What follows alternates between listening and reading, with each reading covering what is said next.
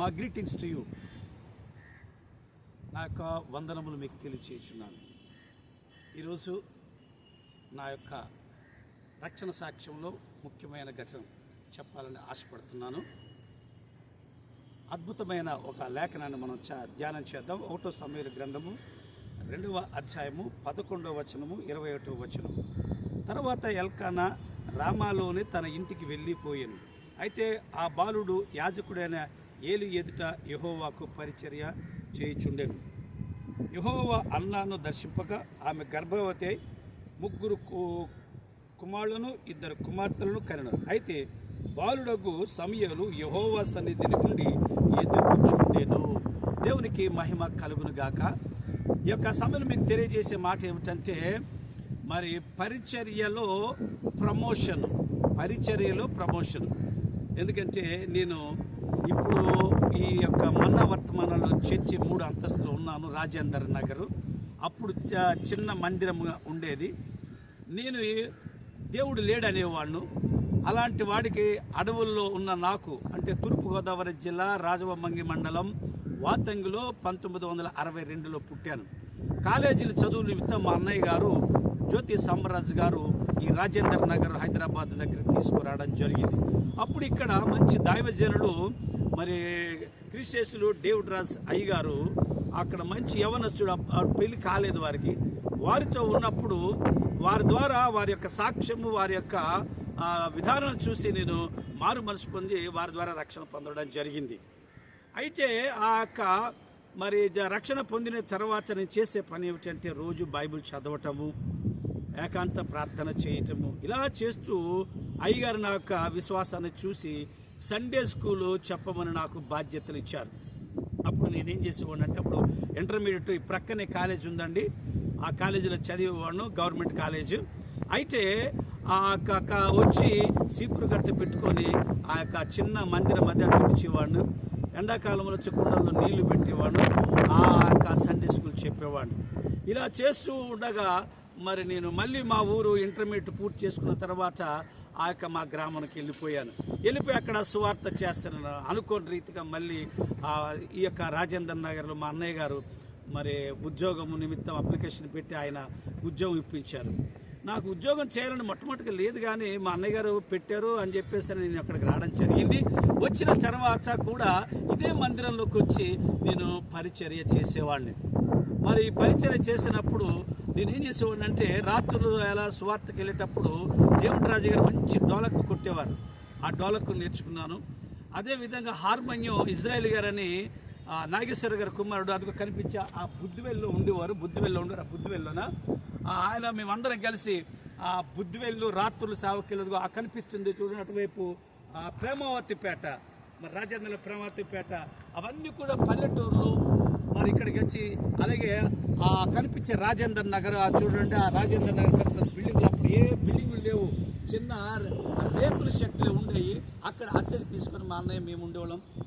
మీరు వీక్షించిన ఈ ప్రాంతం అంతా కూడా కాలినడకన మరి పరిచర్యకి దేవుడి రాజయ్య గారు మేము వెళ్ళేవారు. అలాగే మరి మాతో పాటు ఒక లాయర్ గారు కాంతారావు గారు కూడా, మరి అలాగే నూకరాజు గారు కూడా ఉండేవారు. మేమందరము కలిసి పరిచర్య చేసేవాళ్ళము. అయితే ప్రభు ఒక చక్కని మాట, మంచి దర్శనాలు ఇచ్చారు. ప్రమోషన్ ఇచ్చేద్దాం అనుకున్నారు. ప్రభు ఒక దర్శనం మీకు చెప్పాలనుకుంటున్నాను. ఏమిటంటే ఆ దర్శనము, నేను హైదరాబాద్లో అప్పుడు ఉద్యోగం చేసేటప్పుడు ఒక రాత్రి మంచి దర్శనం వచ్చింది. ఒక కొండ మీదకి నేను వెళ్ళాను. నడుచుకుంటూ వెళ్ళిన తర్వాత పెద్ద ఇవి ఏజెన్సీ ప్రాంతము, ట్రైబల్ ప్రాంతం ఉంది. అక్కడికి వెళ్ళిన తర్వాత ఒక రాయి మీద కూర్చున్నాను. ఎదురు ఒక రాయి ఉంది. కూర్చున్న తర్వాత మరి మా నాన్నగారు సడన్గా అక్కడికి వచ్చారు. వచ్చిన తర్వాత మా నాన్నగారు అంటున్నారు, నువ్వు ఉద్యోగం రిజైన్ చేస్తున్నావు కదా, ఉద్యోగం రిజైన్ చెయ్యకు. మా నాన్నగారికి ఎలా తెలిసిందో నాకు తెలియదు. మరి మా అన్నయ్య గారు ఉత్తరం రాశారమో, తమ్ముడు మనోహర్ రాజు ఉద్యోగాన్ని రిజైన్ చేసేస్తున్నారని చెప్పారేమో. సడన్గా మా నాన్నగారు బయలుదేరి వచ్చారు. వచ్చే ముందు రోజే దేవుడు నాకు ఆ దర్శనం ఇచ్చారు. వచ్చే నువ్వు ఉద్యోగం రిజైన్ చేయొద్దు అని చెప్పేసి అన్నారు. అంటే మా నాన్నగారు ఒక మాట చెప్పాను. ఏం చెప్పానంటే, నాన్న నీకు 7 సంతానం కదా, అందులో నేను 6వ కదా, నువ్వేం చేయాలి, దేవునికి దశమభాగ కానుకలు ఇవ్వాలి, ఒక్క బిడ్డకైనా సరే దేవునికి నువ్వు సమర్పించావా అని మా నాన్నగారికి నేను ఆ దర్శనంలో ప్రశ్నించాను. ప్రశ్నించినప్పుడు లేదు నువ్వు ఉద్యోగం రిజైన్ చేయకు అని చెప్పేసి గట్టిగా చెప్పినప్పుడు అప్పుడు ఒక చక్కని మాట చెప్పాను ప్రభువు గురించి. ప్రభు యేసుక్రీస్తు కోసం మాట చెప్పాను. నాన్న, యేసు ప్రభు వారు మన పాపముల నిమిత్తము ఆయన సిలువలోన త్యాగం చేశారు నాయన. మరి ఆయన ప్రేమ గొప్ప యేసయ్య ప్రేమ. ఆ ప్రేమను చాటింపలేకుండా ఈ లోకములో జీవించలేను అని నా తండ్రి గారికి దర్శనంలో చెప్పినప్పుడు మా తండ్రి గారు కనిపించలేదు. అప్పుడు ఆ కొండ మీద నుంచి నేను ఎగురుతున్నానండి. ఎగురుతూ ఉండి ఆ పెద్ద పెద్ద రాళ్ళు ఉంటే ఆ రాళ్ళ మీదకి జంప్ చేసుకుని డౌన్కి వస్తుంటే ఎడం పక్క నుంచి నువ్వు పడిపోవా అని చెప్పి సాతాను చెప్తున్నాడు. ఆ స్వరం పడుతుంది. కుడి ప్రక్క నుంచి స్వరాలు ఏమి వినపడుతుంటే నేను ఎగురుతూ కింద దిగొస్తుంటే అద్భుతముగా అనబడుతుంది. హల్లెలూయా హల్లెలూయా అని అలాగొచ్చేంత మామూలు ప్లేన్ ఏరియాలోకి వచ్చి పెద్ద రాయి ఉంది, బండ ఉంది, ఒక ఇల్లంత రాయి ఉంది. ఆ మధ్యలో ఉన్న ద్వారం ఉందండి. అమ్మో, ఆ రాయి మధ్యలోకి వెళ్తే ఏమైనా ప్రమాదం జరుగుతుందేమో అనుకుంటే ధైర్యంగా వెళ్దామని బతికేలా ఆ రాయి మధ్యలో కింద అగాధం ఉంది. అయితే అక్కడ మార్గం ఒక నిచ్చిన అడ్డంగా పడేసింది. అది దాటి వెళ్ళిపోయాను. వెళ్ళిపోయిన తర్వాత అది ఎక్కడికి వెళ్ళిపోయినట్టే కేడీపేట వెళ్ళిపోయినట్టండి. అది ఇప్పుడు అనకాపల్లి జిల్లాలో ఉంది. అక్కడికి వెళ్ళిన తర్వాత బస్సు ఎక్కేసానండి.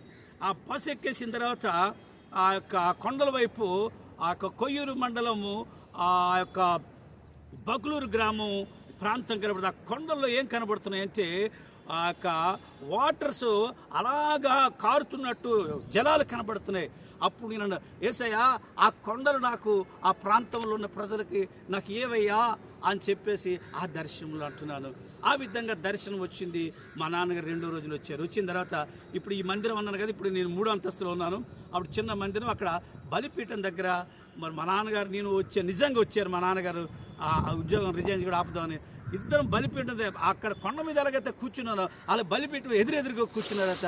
నువ్వేం చేస్తావో తెలుసా, ఇంకా పెద్ద ఉద్యోగం చేసి ఇంకా పెద్ద చదువు చేసి పెద్ద ఉద్యోగం చేసేసేసి అప్పుడు రిజైన్ చేయని మరి సలహా ఇచ్చారు. అప్పటికే దేవుడు నాకు మంచి ఉద్యోగం ఇచ్చారు.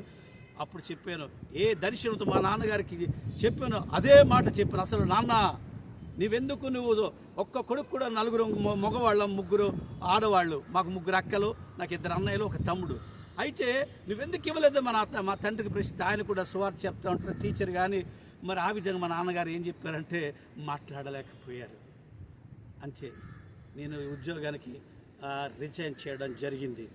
ఇప్పుడు మీకు చెప్పిన మాట ఏంటంటే అప్పటికి నేను Directorate of Rice Research Indian Council of Agriculture రీసెర్చ్లో టెక్నికల్ అసిస్టెంట్ టు సైంటిస్ట్ దగ్గర అసిస్టెంట్గా పనిచేస్తూ జెనెటిక్స్ అండ్ బ్రీడింగ్ సెక్షన్ ఉన్నది.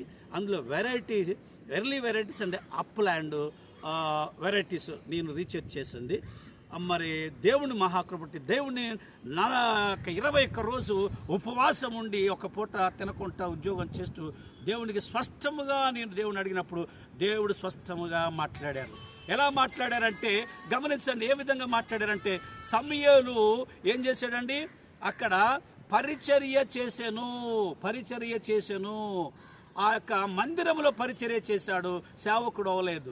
కానీ ఆ యొక్క మందిరంలో పరిచర్య చేస్తూ ఉండగా ప్రభువు స్వయముగా ఆ యొక్క ఎవరితో మాట్లాడారంటే సమూయేలుతో మాట్లాడారు, స్వరం వినిపించారు. అప్పుడు ఆయనకు కూడా ప్రమోషన్ వచ్చిందని చాలా చక్కగా చెప్తాను. సమూయేలు గురించి చెప్పాడు. దేవుడు 3 ప్రమోషన్లు ఇచ్చాడండి ఆయనకి. 1 యాజకుడు, 2 జడ్జ్ న్యాయాధిపతి, 3 ప్రవక్త ప్రాఫెట్. అలా ప్రమోషన్లు ఇచ్చాడు. గొప్పవాళ్ళు అంటారు, చాలా మంచి దేవుని చేత పిలువబడ్డ దైవజనుడు. అలాగే దేవుడు నాకు కూడా స్వరం వినిపించారు. అది ఇక్కడే ఉంటుండగా లోదొడ్డు అని ఉంది, ఇప్పుడు ఏఎస్ఆర్ జిల్లా రాజవొమ్మంగి మండలంలో లోదొడ్డు ఉంది. అక్కడికి నేను వెళ్ళినట్టు దర్శనం వచ్చింది. అక్కడ దేవుడు స్వయంగా కనబడి మా స్వరం వినబడ్డది. ఏమని, దేవుని సేవకి రావాలని నాకుందంటే దేవుని సేవకు వస్తే తిండి ఉండదు, దేవుని సేవకు వచ్చే బట్టలు ఉండవు అని చెప్పినప్పుడు నేను అన్నాను, తిండి ఉండని, తిండి లేకని, బట్టలు ఉండని, బట్టలు లేకపోని నేను ఆఖరికి ఆ అడవుల్లో పుల్లు తిరుగుతాయి, చంపేవరకు సేవ చేస్తానని చెప్పినప్పుడు నేను చెప్పేసి ఆలోచించినప్పుడు సేవకు వచ్చి అని చెప్పారు. అప్పుడు వెంటనే తిరిగి వెనక్కి వెళ్ళిపోతుంటే అప్పుడు అంటున్నాను, నువ్వు ఎప్పటికైనా గొప్ప సేవకుడు అవుతావు అన్నందుకెళ్ళ దేవుడు మహాకృపను బట్టి నేను ఇప్పుడు ఆ యొక్క ఏజెన్సీ ప్రాంతంలో అల్లూరు సీతారామరాజు జిల్లా మొత్తం అంతట్లో పరిచర్య, అలాగే కాకినాడ జిల్లాలో, అలాగే ఒరిస్సా అడవి ప్రాంతం మల్కగిరి ఏరియాలో కూడా పరిచర్య చేస్తున్నాను. టీవీలో వర్తమానాలు ఇస్తున్నాను. అందుచేత దేవుడు నాకు మరి మా అన్నయ్య గారి ద్వారా కూడా మ్యారేజ్ జీవో కూడా ఇప్పించారు. ఇండియాలో ఎక్కడైనా నేను మ్యారేజ్ చేయొచ్చు. దేవుడు నాకు ఇప్పుడు మంచి ఆత్మీయమైన ప్రమోషన్లు ఇచ్చారు. అందుచేత పరిచర్య చేయడానికి ప్రతి ఒక్కరు మీ బిడ్డలకి పంపండి. పరిచర్య తక్కువగా చీపురు కట్టబెట్టుకొని తుడిచాను కనుక దేవుని పరిచర్య చేస్తే ప్రభు మనల్ని దీవిస్తారు. సమయాలు ఆ విధంగా చేశారు కనుక ప్రభు దీవించారు. మీ బిడ్డలు కూడా సండే స్కూల్కి పంపండి. మీ బిడ్డలు కూడా మీరేం చేయాలంటే వాక్యం నేర్పించండి. ఎందుకంటే నేను సండే స్కూల్ యొక్క టీచర్ నుంచి, పరిచర్య నుంచి నేను ప్రభు సేవకుడిగా అయ్యాను. అంచేత వీక్షించిన మీరు నా కోసం ప్రార్థించండి. మరి ఏజెన్సీ ప్రాంతంలో అనేకమైన ప్రాంతాలు ఇంకా అందని సువార్తలు ఉన్నవి, మందిరాలు కట్టబడని అనేకమైన ప్రాంతాలు ఉన్నవి. మీ వంతుగా మీరు సహాయం చేసి, ఎందుకంటే మీరు వచ్చి సహాయం చేయండి. మరి ఆ యొక్క అడ్రస్ తెలియజేస్తున్నాను. Our address apostle DDS Manohar Raj, Thantikonda, Rajavommangi mandal, Alluri Sitharamaraju జిల్లా. Our phone number 9441385970 9441385970. మరి ఒక చిన్న రిక్వెస్ట్, హంబుల్ రిక్వెస్ట్ మీ అందరికీ, ఇది అందరికీ షేర్ చేయండి. మరి నూతనంగా గాస్పల్ ట్రావెలర్ DDS సువార్త యాత్రికుడు అని ఒక ఛానల్ పెట్టాను కనుక సబ్స్క్రైబ్ చేయండి, లైక్ చేయండి, మరి కామెంట్ పెట్టండి. మరొక్కసారి జ్ఞాపకం చేయండి, గాస్పల్ ట్రావెలర్ DDS.